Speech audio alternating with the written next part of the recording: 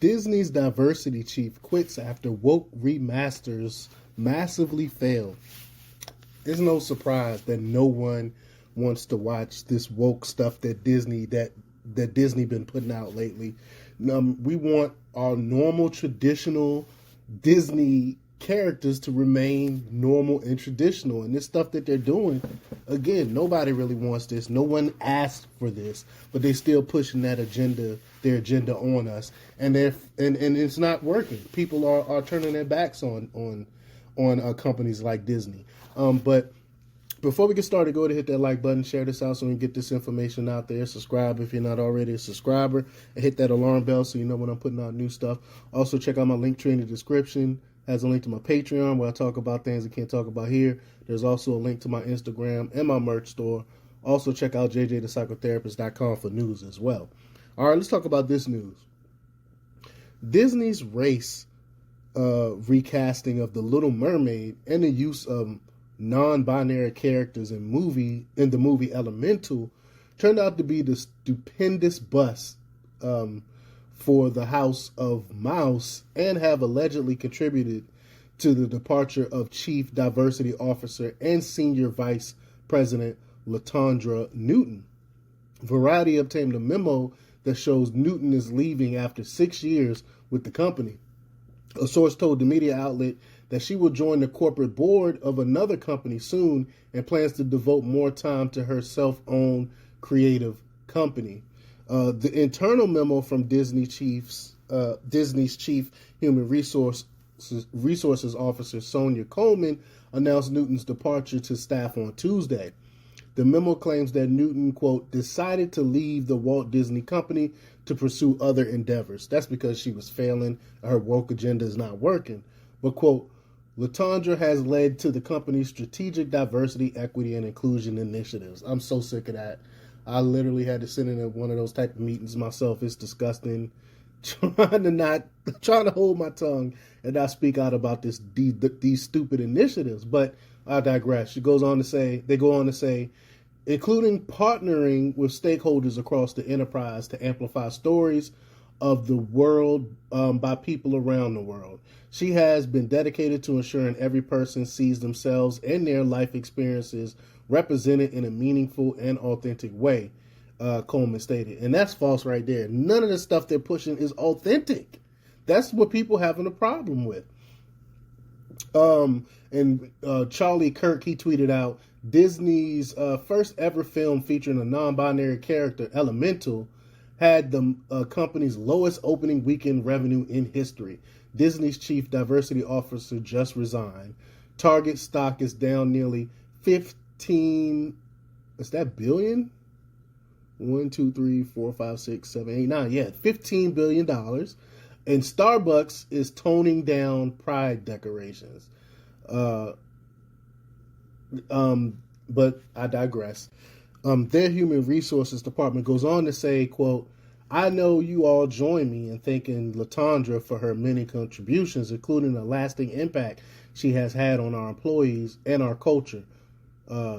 Working alongside all of you and so many others, she has inspired countless cast members and employees to bring about lasting change and to help create a world where you can all feel safe and we all belong. I mean, this is just nonsense.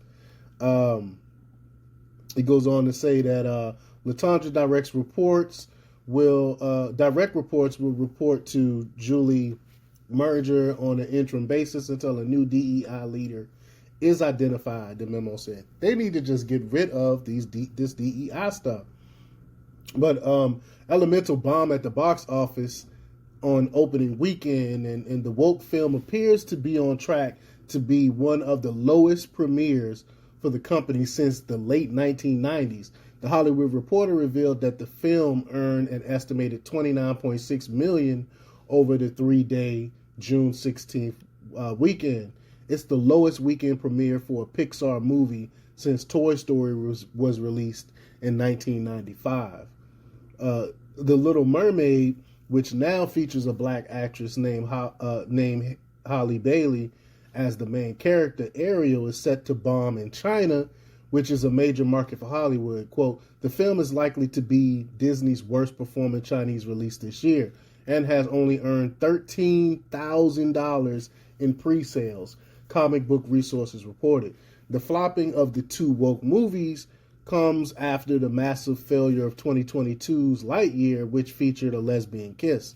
The scene was originally cut, but then put back in after employees carped that Disney was not doing enough to take a stand against Governor Ron DeSantis' parental rights in the education bill.